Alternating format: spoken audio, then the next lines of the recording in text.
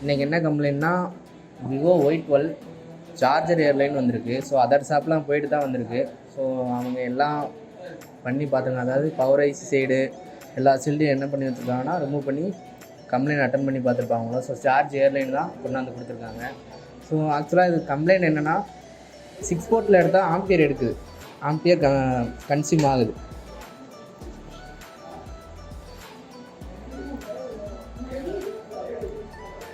So பார்த்தீங்கன்னா உங்களுக்கு ampere consume ஆகுது. ஆனால் உங்களுக்கு என்ன ஆகுதுன்னா சார்ஜருக்கான அந்த இண்டிகேஷன் எதுவுமே காட்டலை. ஸோ உங்கள் அந்த இண்டிகேஷன் எதுவுமே காட்டலை. ஸோ பெர்சன்டேஜ் என்ன ஆகலைன்னா இன்க்ரீஸ் ஆகலை. ஸோ இதுதான் கம்ப்ளைண்ட்டு. ஸோ இதை நம்ம அனலைஸ் பண்ணதில் ஒரு சின்ன ப்ராப்ளம் மிஸ்டேக் பண்ணியிருக்காங்க. ஸோ அதை தான் நம்ம பார்க்க போகிறோம். ஸோ இதுக்கு ஸ்கிமாட்டிக்ஸ் கிடையாது, ஒன்லி ஹார்ட்வேர் சொல்யூஷன் மட்டும்தான் இருக்குது போர்னியோ சப்போர்ட்டில். ஸோ அதை ஃபஸ்ட்டு நான் எக்ஸ்பிளைன் பண்ணிக்கிறேன், பண்ணிவிட்டு இந்த ப்ராப்ளத்தை சால்வ் பண்ணுறேன். விவோ Y12க்காக அதாவது போர்னியோலேருந்து நான் ஹார்ட்வேர் சொல்யூஷன் எடுத்து வச்சுருக்கேன். ஸோ ஃபஸ்ட்டு இந்த லைன்லாம் எப்படி போகுது நம்ம ஃபஸ்ட்டு எக்ஸ்பிளைன் பண்ணிக்கிறேன். ஸோ நமக்கு சார்ஜர் ப்ராப்ளம்னாவே நமக்கு வந்து வீபஸ் லைன், அதாவது கீழே சப்போர்ட்டில் இருந்து நமக்கு அந்த 5 வோல்டேஜ் வரும். ஸோ அது எங்கே வரும்னா, ஸோ இதுதான் அந்த பிடிபி கனெக்டர்னு சொல்லுவோம். ஸோ இதுதான் அந்த ரெட் லைன் தான் இந்த வீபஸ் லைன். ஸோ இங்கேருந்து தான் நமக்கு எங்கே போகணும்னா நம்ம சார்ஜிங் ஏசிக்கிட்ட போகும். ஸோ நான் செக் பண்ணதில் 5 வோல்டேஜ்லாம் அங்கே வருது. ஸோ அடுத்து எங்கே போகணும்னா உங்களுக்கு சார்ஜிங் ஏசிக்கிட்ட தான் போகணும். ஸோ இதுதான் சார்ஜிங் ஏசி, அதாவது PQ சீரீஸில் போட்டுருக்காங்க. PQ 258902 ஒரு ஐசி போட்டிருக்காங்க. ஸோ பார்த்தீங்கன்னா தெரியும். ஸோ இந்த வீபஸில் இந்த கெப்பாசிட்டி வழியாக ஒரு ரெசிஸ்டர் போட்டு இன்னொரு கெப்பாசிட்டி போட்டு நான் சார்ஜிங் ஏசிக்கு இன்புட்டாக போகுது. ஸோ ஊடால ஓவிபி எதுவும் போடலை. ஸோ நான் செக் பண்ணதில் இந்த கெப்பாசிட்டி வரைக்கும் நமக்கு என்ன வருதுன்னா 5 வோல்டேஜ் வருது. நமக்கு 6 போர்ட்டில் ஆம்பியர் எடுக்கனாலும் இதெல்லாம் ஓகேன்னு தான் அர்த்தம். ஸோ வித் பேட்டரியில் ஆம்பியர் எடுக்கனாலே ஓகேன்னு தான் அர்த்தம். ஸோ வித்தவுட் பேட்டரிலாம் நமக்கு என்ன ஆகக்கூடாது, ஆம்பியர் எடுக்கக்கூடாது. ஸோ அப்படின்றப்ப நான் செக் பண்ணதில் எல்லாமே கரெக்டாக தான் இருக்குது. ஸோ ஆனால் நமக்கு என்ன ஆகுதுன்னா ஃபேக் சார்ஜிங் தான் அது. ஸோ நான் அனலைஸ் பண்ணது என்னென்னா, பார்த்தீங்கன்னா உங்களுக்கு தெரியும். ஸோ அந்த ரெசிஸ்டர், ஸோ இந்த ரெசிஸ்டர் மிஸ்ஸிங், அதாவது மிஸ் பண்ணியிருக்காங்க, ஜம்பர் அடிச்சு விட்ருக்காங்க இந்த ரெசிஸ்டரில். ஸோ இது என்ன ரெசிஸ்டர்னால், இது ஒரு டிவைடர் சர்க்யூட்கான ஒரு ரெசிஸ்டர், R1 R2ன்னு சொல்லுவோம். ஸோ இந்த ரெசிஸ்டர் இல்லாதனால மேபி அந்த ப்ராப்ளம் வர வாய்ப்பு வந்திருக்கலாம்.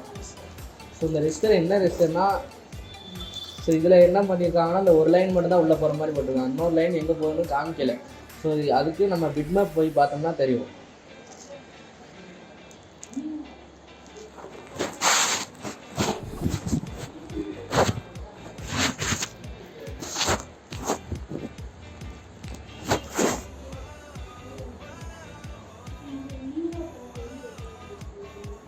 வீபஸ் லைன் தான் இந்த கெப்பாசிட்டி வழியாக உள்ளே போகுது. ஸோ இது பக்கம் தான் தெரியும். ஸோ இதுதான் அந்த ரெசிஸ்டரு.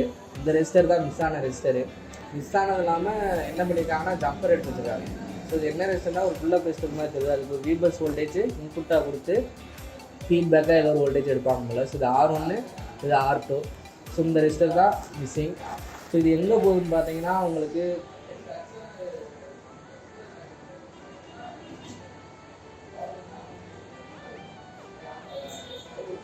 ஸோ பவர் ஐசிக்கிட்ட உங்களுக்கு போகுது. ஸோ பவர் ஐசிக்கில் VCDDன்னு போகுது. இந்த வோல்டேஜ் போகாதனால உங்களுக்கு அந்த ப்ராப்ளம் வந்திருக்குமானா வந்திருக்கலாம். ஸோ அந்த ரெசிஸ்டர் என்ன வேல்யூவில் போட்டிருக்காங்கன்னு பார்த்துட்டு அந்த ரெசிஸ்டர் ரீப்ளேஸ் பண்ணி பார்ப்போம், ப்ராப்ளம் சரியாகன்னு பார்ப்போம். ஸோ அந்த போர்டை எடுத்து வச்சாச்சு. ஸோ அவங்க ஏற்கனவே சீல்டெல்லாம் கட் பண்ணி தான் வச்சுருக்காங்க. ஸோ இதுதான் அந்த சார்ஜிங் செக்ஷனு. ஸோ பார்த்தீங்கன்னா இதுதான் அந்த charging IC. So charging IC தான் அந்த ரெசிஸ்டர் இருக்க வேண்டிய இடம். ஸோ இதுதான் அதை எடுத்துகிட்டு அவங்க என்ன பண்ணி வச்சுருக்காங்கன்னா ஜம்பர் எடுத்து வச்சுருக்காங்க. ஸோ தெரியுதா, ஜம்பர் எடுத்து வச்சுருக்காங்க. ஸோ இப்போ நம்ம அந்த ஜம்பரை எடுத்து விட்டு அந்த இடத்துல 100K ரெசிஸ்டர் வச்சுட்டு ப்ராப்ளம் சால்வ் ஆகுதான்னு பார்ப்போம். நான் ஏற்கனவே ஸ்க்ராப்லேருந்து ஒரு 100K ரெசிஸ்டர் எடுத்து வச்சுருக்கேன். ஸோ அதை எடுத்து வச்சு பார்ப்போம்.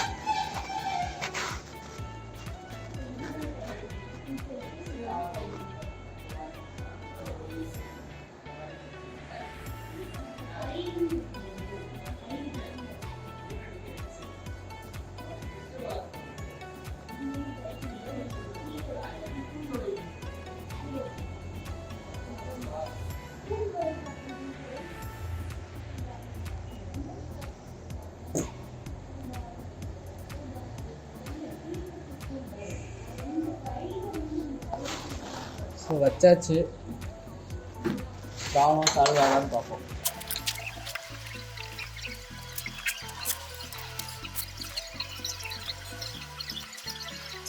செட்டு ஆன் ஆகிடுச்சு, இப்போ பார்ப்போம்.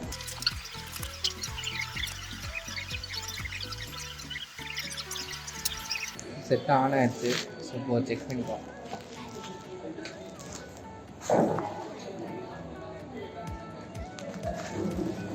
ஸோ இப்போ சார்ஜர் இண்டிகேஷன் காட்டுது. ஸோ பார்த்தீங்கன்னா தெரியும், மேலேயும் கீழேயும் காட்டுது 62%.